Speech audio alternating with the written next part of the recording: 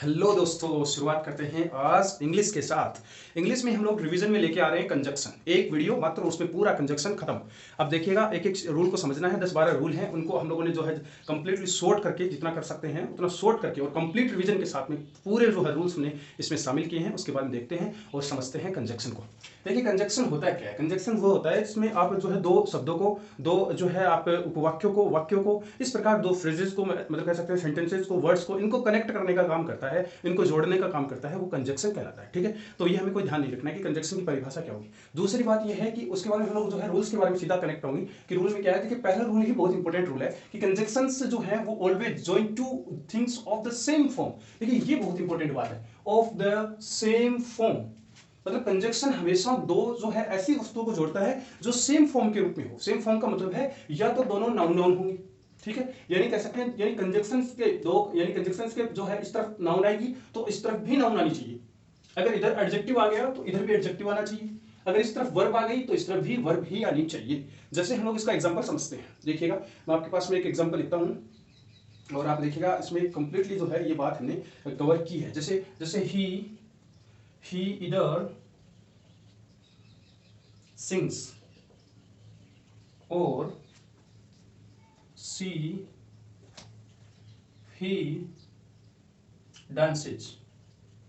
देखिएगा, ये हम लोगों ने देख लिया कि ठीक है, कंजक्शन का ऐसा कुछ जो है क्वेश्चन है और आपको इसमें एरर फाइंड आउट करनी है। तो देखिएगा, आप देखेंगे कि इधर लगा है और उसके बाद में और लगा है, कोई समस्या नहीं है। और की बाद में जो सब्जेक्ट आ रहा है ही आ रहा है, ही के बाद ही वर्ब जो है आपकी वो बिल्कुल सही है अकॉर्डिंग टू, ये बिल्कुल आपको लगेगा बिल्कुल सही है, लेकिन ये वास्तव में क्या है, गलत है। कैसे? देखिएगा, जैसा मैंने आपको बताया, रूल नंबर 1 इतना इंपॉर्टेंट है कि सारे कंजक्शंस में जहां पर देखिए ये आगे वाले जो रूल है वो आपके फिक्स रूल है, आप उनको लगाएंगे हर बार और फटाफट जो है एरर को पकड़ लेंगे।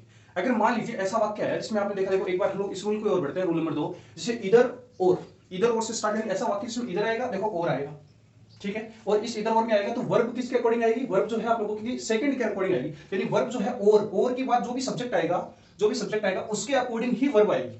ठीक है, तो ये रूल कहता है। और इधर और का मतलब क्या होता है? दो में से एक के लिए इधर और का प्रयोग किया जाता है। तो आप देखेंगे इसमें तो कोई एरर ही नहीं है, क्योंकि रूल नंबर 2 के अकॉर्डिंग तो सारे काम जो है आपके सही है। तो इसके बाद में देखिए, रूल नंबर 1 जो है, जो आपका सभी रूलों में काम करेगा, इसको बहुत अच्छे से समझना है कि भाई सेम फॉर्म में होनी चाहिए, सेम फॉर्म में।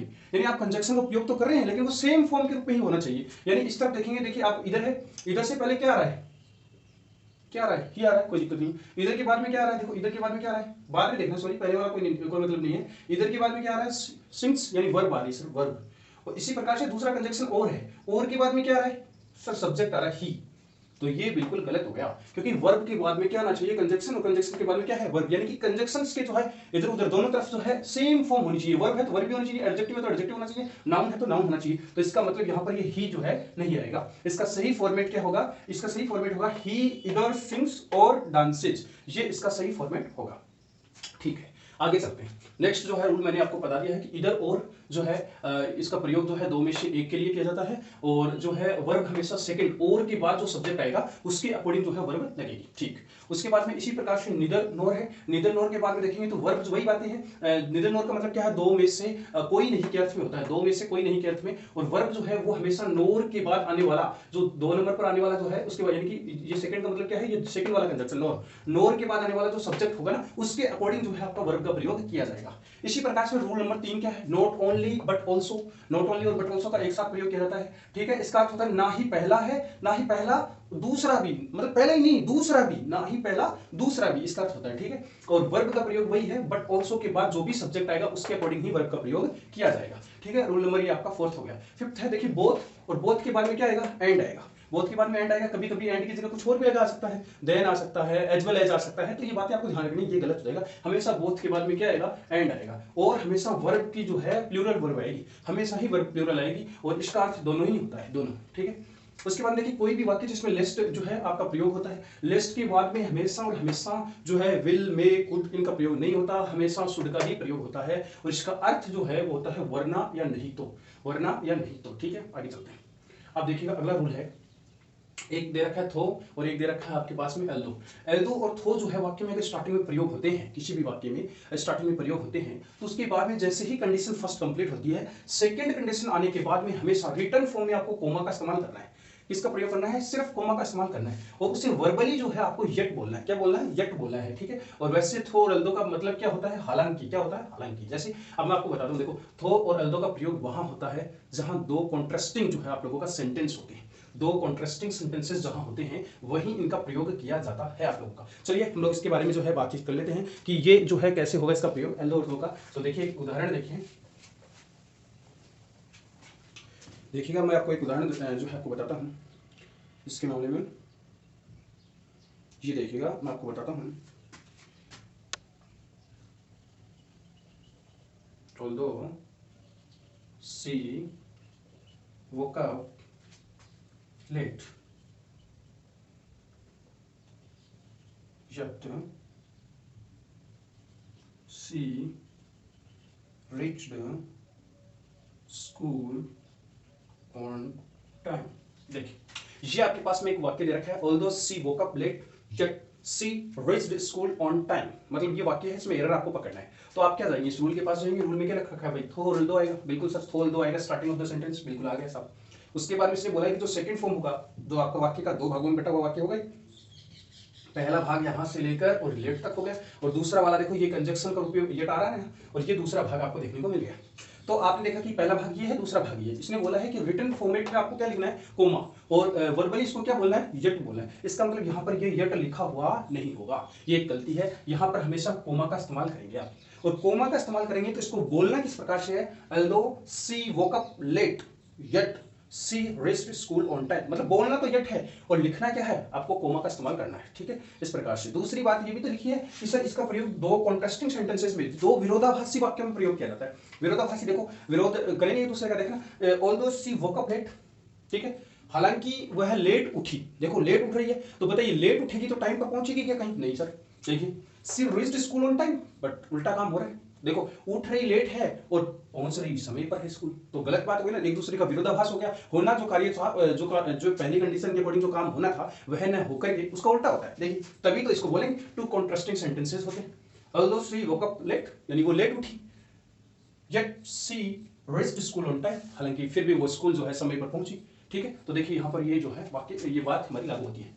आगे देखिएगा अगला रूल है, हम लोग डायरेक्टली एग्जांपल से ही इसे सोल्व कर लेंगे, तभी समझ में आएगा। वैसे कोई रूल रिटर्न में नहीं लिखा जाएगा इसको।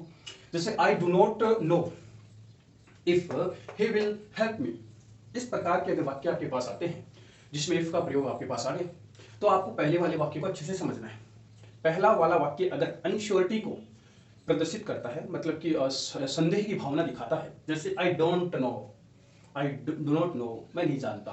तो मैं नहीं जानता इसका मतलब क्या हो गया कि वहां पर कोई श्योरिटी नहीं है। तो जहां पर भी पहले वाला वाक्य जो आपका अनश्योरिटी शो करे, तो उसके बाद में इफ का प्रयोग नहीं होता है, बल्कि इसकी वजह क्या है, वेदर का इस्तेमाल करेंगे, वेदर का। और वेदर का अर्थ ही क्या होता है, शायद। I don't know whether he will help me, मैं नहीं जानता, शायद वो मेरी हेल्प करेगा, शायद वो मेरी हेल्प करेगा। इसका मतलब इफ का प्रयोग यहां नहीं होता है। जब इफ से पहले अगर आपको इस प्रकार से वाक्य मिले और वहां पर अनश्योरिटी शो हो, तो इफ नहीं आएगा, क्या आएगा, वेदर आएगा, क्योंकि वेदर का अर्थ ही क्या है, शायद। अगला देखिएगा, अगला रूल क्या है, WH वर्ड जो है उसका प्रयोग कंजक्शन के रूप में हो। अगर किसी भी सेंटेंस के अंदर WH वर्ड आए, उसका प्रयोग कंजक्शन के रूप में हो, तो ध्यान रखना है कि WH वर्ड के जस्ट बाद में सब्जेक्ट आएगा और उसके बाद में वर्ब आएगी। जैसे इसका एग्जांपल बताता हूं आपको अच्छे से, ताकि ये रूल भी आपका कंप्लीट हो जाए।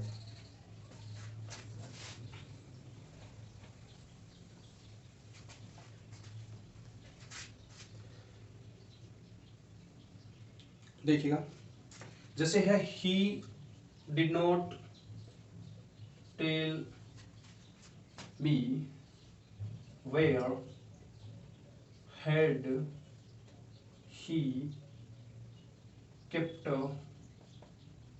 the bag। देखिए इसमें क्या बताया मैंने कि अगर WH वर्ड का प्रयोग जो है कंजक्शन के रूप में हो, जैसे आपने पढ़ा he did not tell me where had he kept the bag, तो आपने देखा ये where जो है ये WH वर्ड का काम कर रहा है। ये जो है इस वाक्य को और इस वाक्य को जोड़ रहा है, तो कंजक्शन के रूप में काम कर रहा है। और जब कंजक्शन के रूप में कोई WH वर्ड काम करता है तो इसके जस्ट बाद जो है सब्जेक्ट आता है। देख लीजिएगा कि क्या ये आपका इंटरोगेटिव सेंटेंस है, नहीं, इंटरोगेटिव नहीं है, तो हमेशा वेयर के जस्ट बाद में क्या आने वाला है, आपके पास में सब्जेक्ट आएगा। तो इसका मतलब यहां पर ये सब्जेक्ट आएगा तो हेड नहीं आएगा। हैड यहाँ नहीं आएगा, उसके सब्जेक्ट के बाद आएगा। देखिए इसको हम लोग सही क्या बोलेंगे, he did not tell me where he had kept the bag, ये इसका सही होगा। ठीक है, तो ये आपका कंप्लीट हो गया रूल। अगला रूल देखते हैं, अनटिल और अनलेस जो है, अनटिल का मतलब समय के लिए होता है और इसका अर्थ होता है जब तक नहीं, और अनलेस का मतलब होता है कंडीशन, जो आप लोगों का तब तक नहीं। अनलेस का मतलब क्या होता है, तब तक नहीं, और ये कंडीशन को शो करता है और ये आपको समय को शो करता है। ठीक है, इनके बाद में जब भी किसी वाक्य में अनटिल और अनलेस आए, इनके जस्ट बाद में नेगेटिव वर्ड्स का प्रयोग जो है नहीं होता है, नेगेटिव वर्ड्स का प्रयोग नहीं होता है तो आप उसको रिमूव कर देना, बस इसे लिखने की कोई जरूरत नहीं है, आपको देख लेना है अनटिल और अनलेस का प्रयोग जब कंजक्शन के रूप में हो रहा है तो इसके जस्ट बाद में कोई भी नेगेटिव वर्ड नहीं आना चाहिए। नेक्स्ट वो है आपका हार्डली और स्कैर्सली जो है, उसके जस्ट बाद में व्हेन का प्रयोग होता है। कोई भी वाक्य आ गया उसमें कहीं भी बीच में हार्डली और स्कैर्सली आ गई, दोनों आ गई, या एक आ गया, दोनों नहीं आ सकते ना एक साथ, एक आएगा कोई और एक आएगा, तो इसके जस्ट बाद में जो है क्या आएगा, व्हेन का प्रयोग होगा, जबकि यहाँ पर देन का प्रयोग आपको देखिए मिलेगा जो कि गलत होगा। और मान लो कि किसी वाक्य में शुरुआत ही हार्डली या स्कैर्सली से होता है तो इसके जस्ट बाद में क्या आने वाली है, हेल्पिंग वर्ब, उसके जस्ट बाद में सब्जेक्ट आएगा, फिर इसी प्रकार से व्हेन का प्रयोग यहाँ पर भी होने वाला है। तो ये बात भी रूल्स आपको ध्यान रखना है। और अब अंतिम रूल जो है कंजक्शन का, वो आपको ध्यान रखना है कि कोई भी रीजन जो डिनोटिंग वर्ड्स हैं, रीजन शो, कोई भी कारण शो करने वाले शब्द हैं, जैसे इफ है, द रीजन है, एज है, सिंस है, ये अगर कोई शब्द है जो स्टार्टिंग ऑफ द सेंटेंस आते हैं, सिंस है, द रीजन है, इफ है, एज है, तो उसके जस्ट बाद में अदर पार्ट आएगा ऑफ द सेंटेंस, और यहां अदर पार्ट के अंदर so, that is, why, therefore, then, ऐसे शब्द जो हैं अगर सेकंड पार्ट में आते हैं तो वो गलत हैं, इनको हटा देना और उनकी जगह कोमा का इस्तेमाल कर लेना। जैसे मैं इनमें से किसी एक पर एक वाक्य लिख देता हूं और एक सेंटेंस लिखता हूं और आप उसको अच्छे से समझ लेंगे तो बात क्लियर हो जाएगी और कंजक्शन भी हमारा कंप्लीट हो जाएगा। देखिएगा, जैसे मैं आपके पास में एक वाक्य लिख देता हूं, एज से शुरू हो रहा है, जो आपका रीजन डिनोटिंग वर्ड्स होता है ना, उसमें she was not tell, as she was not well, so she did not go to college। देखिए, as she was not well, so she did not go to college। तो मैंने बोला ना आपको, रीजन डिनोटिंग वर्ड हो गया, as हो गया, सिंस द रीजन आ जाए या इफ आ जाए, ये स्टार्टिंग द सेंटेंस आ गई, तो उसके जस्ट बाद में ये ऐसे शब्द so, that is, why, therefore, then, इनका प्रयोग नहीं होगा और इनकी बजाय कोमा का इस्तेमाल कर देना, यही कंप्लीट हो जाएगा। ठीक है, अब आप लोगों का आपका कंजक्शन कंप्लीट हो गया है, कोई समस्या नहीं आएगी। धन्यवाद।